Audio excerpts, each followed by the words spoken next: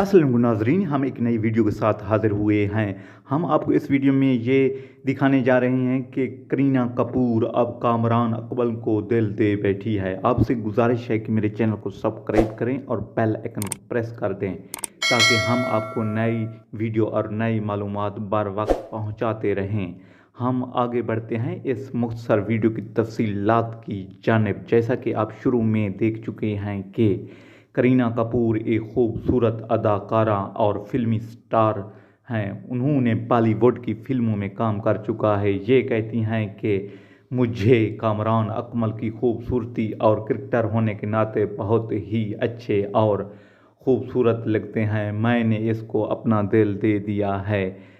आगे ये देखना है कि कामरान अकमल इसको चाहते हैं या इसकी राय का जवाब देने के लिए तैयार भी नहीं हैं। कामरान भी एक खिलाड़ी हैं और काफ़ी हद तक मशहूर हो चुके हैं। आगे इसके जवाब का इंतज़ार कर रही है करीना कपूर। करीना कपूर एक खूबसूरत लड़की है जो कि अब कामरान अकमल को पसंद कर चुकी है। अगर आपको ये वीडियो पसंद आए तो मेहरबानी करके मेरे चैनल को सब्सक्राइब, लाइक और शेयर करना ना भूलें। देखते रहें चाहत वाइज। Thanks for